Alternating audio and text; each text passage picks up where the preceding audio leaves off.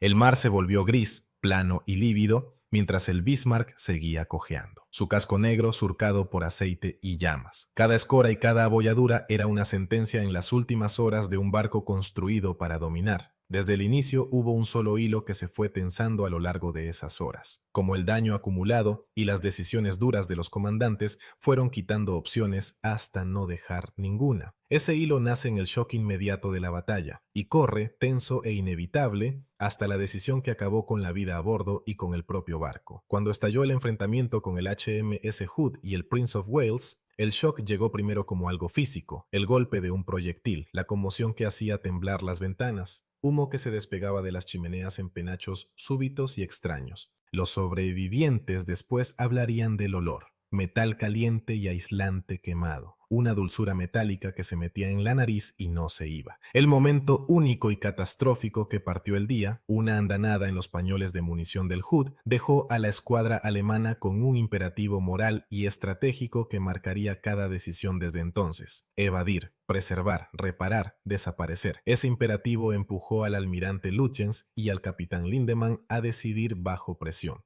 con información incompleta y con herramientas menos resistentes que los hombres que las operaban. El daño en un barco no es abstracto. Es una costura rota en el casco donde el agua primero susurra y luego entra a raudales. Es una torreta que ya no gira, es un eje que vibra como si estuviera furioso. El Bismarck cargaba heridas como un veterano de combate. El aparato de gobierno tenía fugas. Las torretas de popa sufrían fallas mecánicas, los tanques de combustible sangraban el aceite precioso que mantenía a sus máquinas respirando. En esas horas salió a la luz una verdad que rara vez sale de los libros. El gobierno de popa del Bismarck no era un solo sistema redundante, era una serie de componentes que, al ser alcanzados, agravaban la falla de los demás. Una carcasa golpeada significaba que las bombas no podían presurizar, y la pérdida de presión hacía que los cilindros hidráulicos se arrastraran lentos hasta quedar inmóviles. Esa cascada convirtió un solo impacto en una condena. La cacería británica que siguió no solo cerró la distancia, aprovechó esa cascada. Cruceros y destructores siguieron de cerca, tomaron demoras por radio, y los portaaviones británicos lanzaron biplanos Swordfish que parecían anacrónicos frente al acero de los acorazados modernos. Sus torpedos hicieron algo más que perforar planchas, atascaron un timón en un ángulo. Aquí llega el momento clave. No fue solo la destrucción por explosivos lo que selló el destino del Bismarck, sino el acto pequeño y decidido de trabar el gobierno en un giro fijo. Una vez atascado, el acorazado más formidable del Atlántico ya no podía elegir a dónde ir. Se volvió un blanco predecible. Giraba en círculos mientras intentaba ganar tiempo para las reparaciones y para un milagro. Dentro del Bismarck, los hombres libraban una guerra de reparaciones perdida, entre humo y el rugido de los cañones. Las cuadrillas de ingeniería, ennegrecidas por aceite y sudor, levantaban tapones temporales y refuerzos improvisados. Sus manos conocían los huesos del barco de memoria.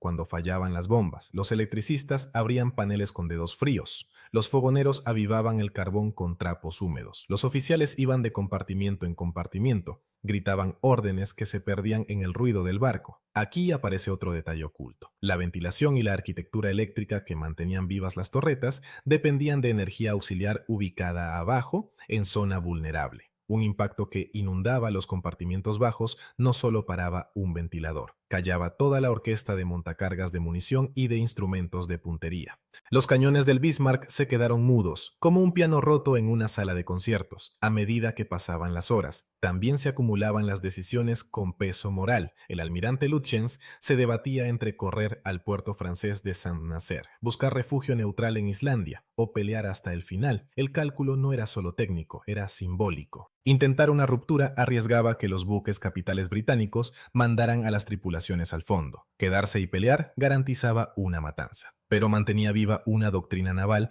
que valoraba el honor por encima de la supervivencia. Los de las salas de máquinas no discutían doctrina, discutían sobre válvulas y tuberías, sobre si un mecanismo del timón remendado aguantaría hasta la costa, sobre si un incendio podía ahogarse con mantas, la escala humana de las decisiones, las manos que las hacían, las caras que se dejaban los nudillos en ellas. Apretó la historia hasta que ya no pudo respirar. La presión creció durante la tarde y se cerró en una tormenta de proyectiles. Los acorazados británicos convergieron con una crueldad lenta y eficiente. Sus cañones grandes hallaban distancias que el Bismarck ya no podía evitar. Los oficiales de tiro a bordo del barco alemán informaban distancias. Daban salvas, veían caer proyectiles al agua tan cerca que el rocío regresaba como granizo que pica. Los hombres se aferraban a escaleras, a barandales, unos a otros. La cubierta temblaba con impactos que lanzaban astillas a las caras. Aquí entra un último detalle poco conocido. El daño por astillas y los impactos de calibres menores alrededor del puente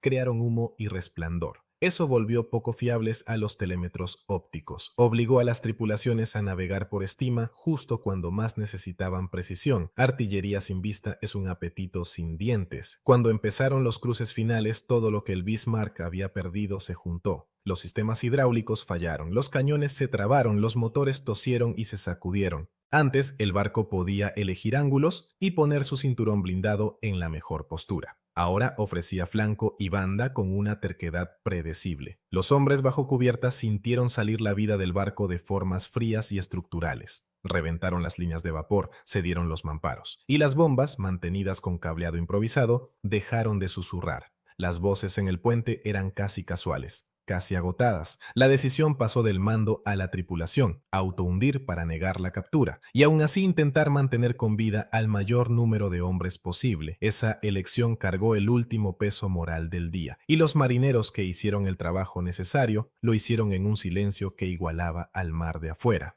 Hay una pena particular al ver que algo hecho para durar sucumbe a la física del daño y a los límites de la elección humana. La historia del Bismarck en esas horas no es solo un relato de proyectiles y acero, es la anatomía del fracaso. Cómo los sistemas se rompen en secuencia, cómo los líderes deciden con información fracturada, cómo las tripulaciones improvisan contra lo inevitable. El barco se hundió, pero la lección permanece. El arma más formidable sigue siendo vulnerable a las cosas pequeñas que se suman hasta la catástrofe, a un timón atascado, a una sala de bombas inundada, a unas manos cansadas que no pueden girar una válvula. Cuando callaron los cañones y el mar cobró su precio, lo que quedó no fue solo restos, fue un mapa de decisiones y daños. Enseñó a las armadas y a los hombres cuán frágil es en realidad la fuerza aparente. Recordar al Bismarck es recordar que, en la guerra, el poder se mide no solo por el tonelaje y el blindaje, también por la coreografía frágil de los sistemas y por las decisiones bajo fuego. Las últimas horas no fueron una sola explosión dramática, fueron un largo desenlace inexorable, una lección de cómo un gran barco y los hombres a bordo llegaron a su límite. Décadas después, los buzos aún sacarían reliquias y cartas, pero la reliquia más verdadera es el patrón. El daño engendra decisiones, las decisiones moldean el destino, y el destino talla el resto en el mar. Si te gustó esto, toca me gusta y suscríbete, de verdad ayuda. Y deja un comentario rápido. Cuéntanos desde dónde nos ves. Estados Unidos, Reino Unido, Canadá, Australia o cualquier otro lugar del mundo. Tu respuesta ayuda a que el video llegue a más personas como tú.